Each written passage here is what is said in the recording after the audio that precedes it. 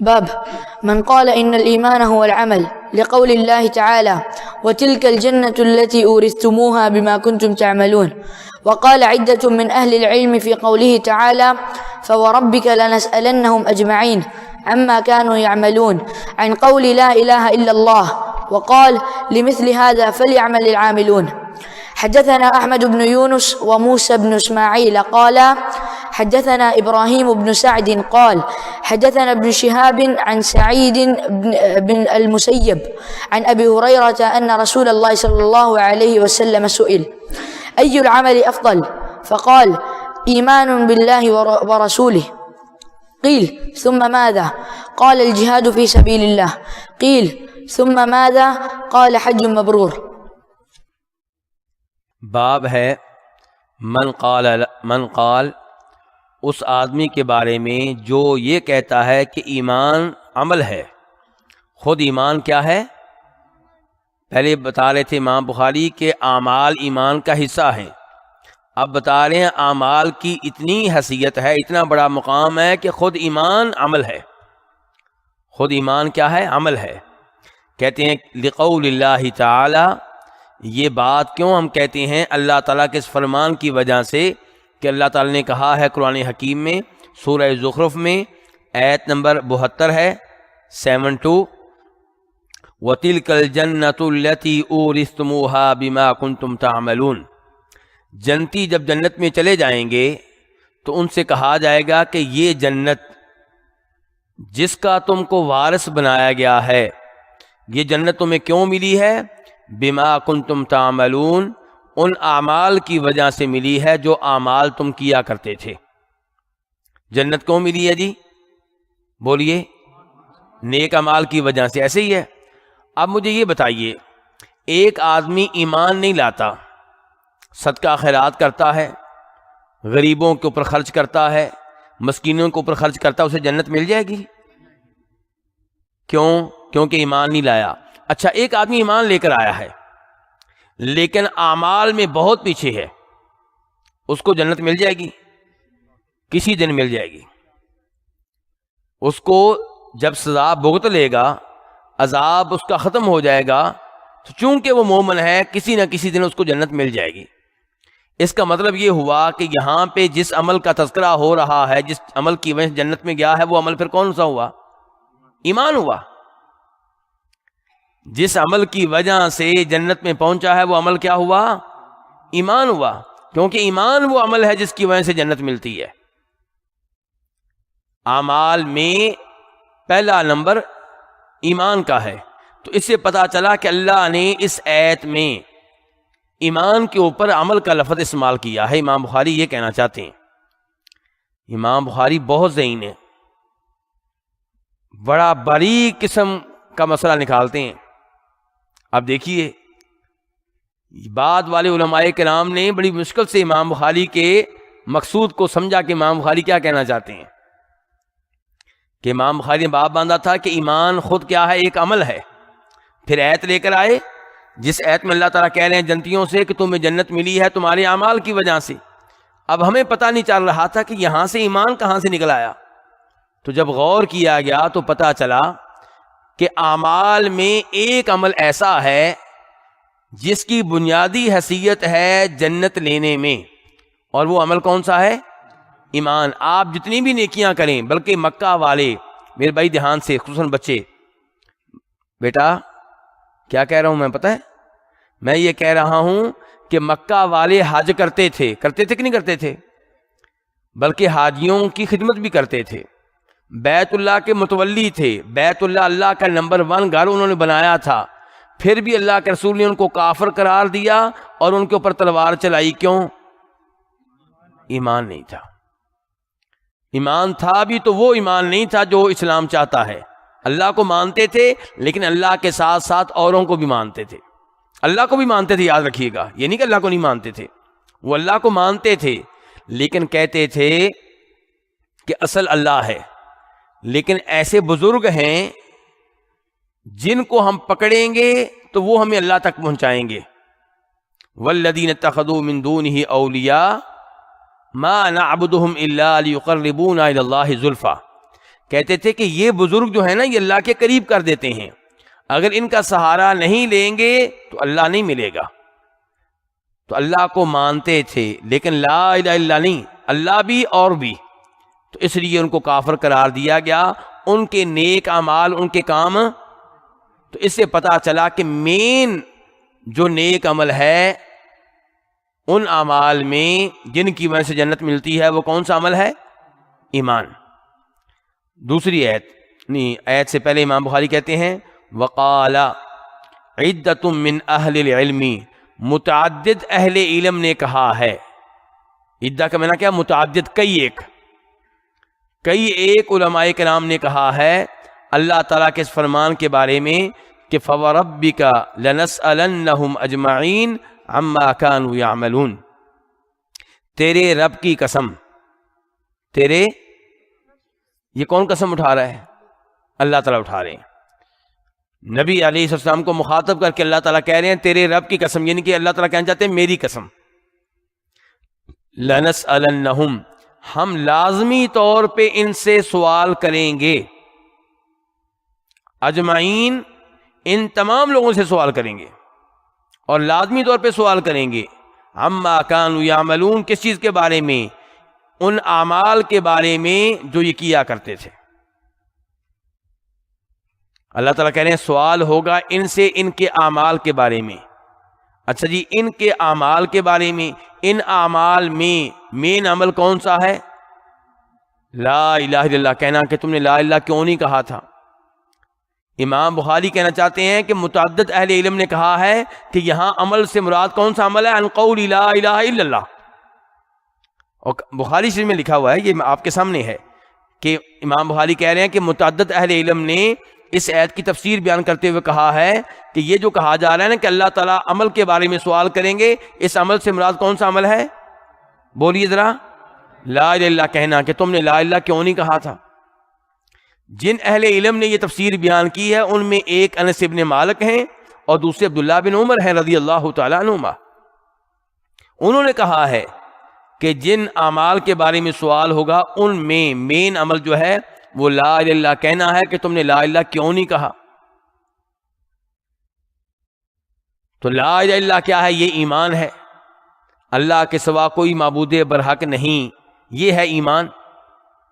تو اس سے پتہ چلا کہ ایمان کے بارے میں سوال ہوگا، اور اس سے پتہ چلا کہ اعمال میں مین عمل جو ہے وہ ایمان ہے.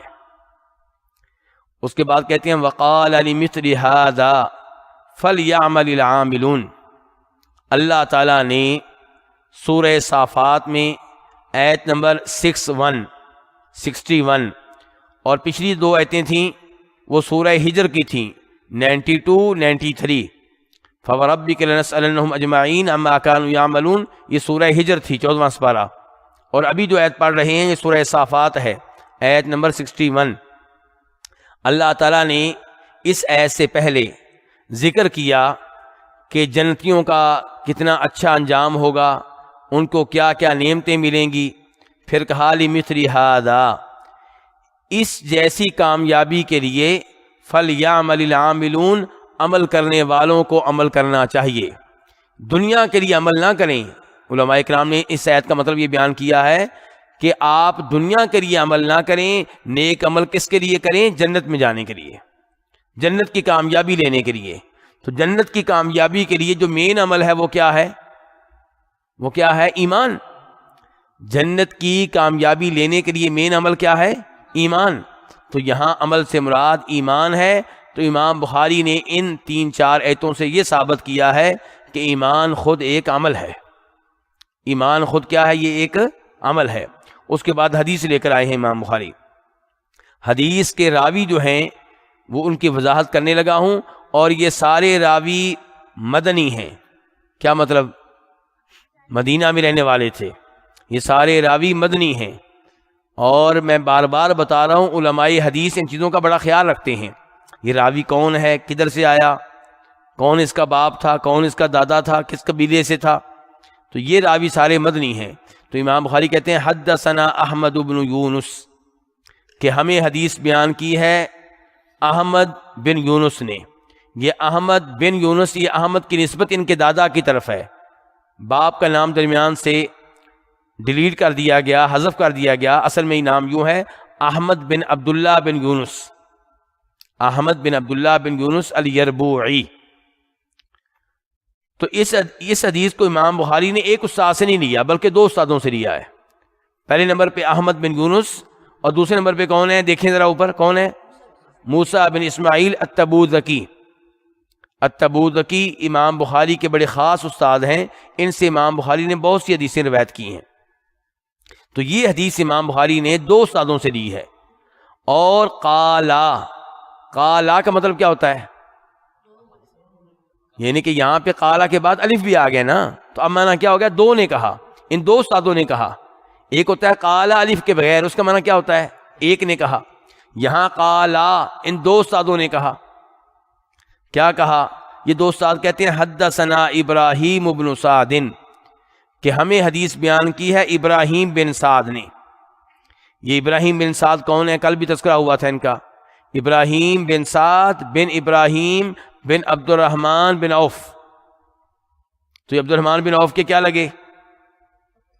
پڑپوتے، کیونکہ بیٹا ان کا کون ہوا؟ ابراہیم، بیٹے کا بیٹا پوتا کون ہے؟ سعد، اور آگے یہ ابراہیم، ایک اور ابراہیم جو نیچے ہے یہ پڑپوتا ہے۔ تو یہ دونوں استاد جو ہیں یہ ابراہیم بن سعد جن کے عبد الرحمن بن عوف کے پڑپوتے سے حدیث روایت کر رہے ہیں۔ قال، وہ کہتے ہیں حدثنا ابن شہاب، کہ ہمیں حدیث بیان کی ابن شہاب نے۔ ابن شہاب کس نام سے مشہور ہے؟ زہری۔ کس نام سے مشہور ہیں؟ زہری، امام زہری، بہت نام ہے ان کا، ابن شہاب، امام زہری۔ اور یہ حدیث روایت کرتے ہیں سعید بن مسیب سے۔ سعید بن مسیب بہت بڑے تابعی ہیں، بہت بڑے امام، بہت بڑے فقیہ، اور امام زہری بھی تابعی، تو تابعی سے حدیث لے رہے ہیں۔ عام طور پہ سند میں کیا ہوتا ہے؟ تابعی صحابی سے حدیث لیتے ہیں، لیکن یہاں پہ تابعی نے تابعی سے لی ہے، پھر دوسرے تابعی نے آگے صحابی سے لی ہے۔ تو سعید بن مسیب نے کس سے حدیث لی ہے؟ دیکھیں ذرا اوپر دیکھیں، کس سے؟ حضرت ابو ہریرہ سے۔ ابو ہریرہ کا نام کیا بتایا تھا میں نے؟ عبد الرحمن بن صخر الدوسی۔ وہ کہتے ہیں کہ اللہ کے رسول علیہ الصلوۃ والسلام سے سوال ہوا ای العمل افضل، کہ کون سا عمل جو ہے وہ بہترین عمل ہے۔ تو یہ سوال کس کے بارے میں ہوا ہے؟ عمل کے بارے میں، کہ اعمال میں سے کون سا عمل سب سے بہتر ہے۔ تو آپ نے جواب کیا دیا؟ ایمان باللہ ورسولہ، اللہ پہ ایمان لانا اور اللہ کے رسول پہ ایمان لانا۔ ہاں جی، باب سے تعلق اہم ہو گیا۔ باب کیا تھا؟ کہ ایمان ہی تو عمل ہے، اور حدیث بھی یہ کہہ رہی ہے کہ اعمال میں بہترین عمل کون سا؟ اللہ پہ ایمان لانا، اللہ کے رسول پہ ایمان لانا۔ تو ثابت ہو گیا کہ ایمان خود ایک عمل ہے، ثابت ہو گیا ایمان خود کیا ہے؟ ایک عمل ہے۔ قیل، آپ سے سوال کیا گیا، کہا گیا ثم ماذا، کہ ایمان لانے کے بعد پھر کون سا عمل سب سے بہتر ہے؟ تو آپ نے کہا الجہاد فی سبیل اللہ، اللہ کی راہ میں کیا کرنا؟ جہاد کرنا۔ جی ہاں، جہاد کی بہت فضیلت ہے، لیکن میں نے پہلے بھی گزارش کی ہے کہ جہاد دھیان سے کیجئے، کہیں ایسا نہ ہو کہ جہاد کے نام پہ آپ فساد کر رہے ہوں، اپنے مسلمان بھائیوں کو مار رہے ہوں، یا کافروں میں سے معصوم عورتوں کو مار رہے ہوں، معصوم بچوں کو مار رہے ہوں، ان کافروں کو آپ مار رہے ہوں جن کا کوئی قصور ہی نہیں ہے، جو اپنے دکان پہ آرام سے بیٹھے ہوئے ہیں، انہوں نے آپ کے خلاف کوئی کارروائی نہیں کی۔ اور پھر یہ بھی میں نے بتایا تھا کہ جہاد ہوگا حکومت کی قیادت میں۔ کچھ کام ایسے ہیں جو عام لوگ نہیں کر سکتے۔ ایک آدمی نے آپ کے گاؤں میں، آپ کے محلے میں زنا کیا اور وہ شادی شدہ ہے، کیا آپ اس کو قتل کر سکتے ہیں؟ کیونکہ یہ دروازہ کھول دیا گیا۔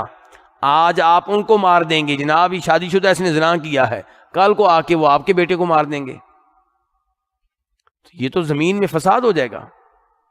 تو کچھ کام ایسے ہوتے ہیں جو حکومت کے کرنے والے ہوتے ہیں، آپ اس کے لیے دعا تو کر سکتے ہیں، آپ اس کے لیے حکمرانوں سے پیار و محبت سے بات کر سکتے ہیں، لیکن وہ کام آپ خود کرنا شروع ہو جائیں، یہ درست نہیں ہوگا۔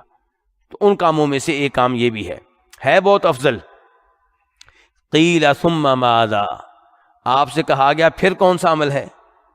تیسرے نمبر پہ کون سا عمل سب سے بہتر ہے، سب سے افضل ہے؟ تو آپ نے کہا حج مبرور، وہ حج مبرور جو نیکیوں والا ہو، جس کو اللہ قبول کر لے۔ کیونکہ ہم نے دیکھا ہے کہ حج کرتے ہوئے بھی سارے حاجی ایک جیسے نہیں ہوتے۔ کئی لوگ حج کر رہے ہیں اور مینا میں جناب وہ تاش کھیل رہے ہیں، حج کر رہے ہیں جناب والا اور حج میں گناہ کر رہے ہیں۔ تو نہیں، وہ حج جو نیکیوں پہ مشتمل ہو، جس حج میں آپ گناہوں سے دور رہیں، بیگم سے تعلقات قائم کرنے سے دور رہیں، لڑائی جھگڑے سے دور رہیں، یہ حج جو ہے یہ بھی بڑا عظیم عمل ہے۔ تو یہ 3 اعمال آپ نے بتائے ہیں۔ اس سے ایک تو یہ پتہ چلا کہ اعمال کی بہت زیادہ حیثیت ہے اسلام میں، اور دوسرے یہ پتہ چلا کہ ایمان خود جو ہے وہ ایک عمل ہے۔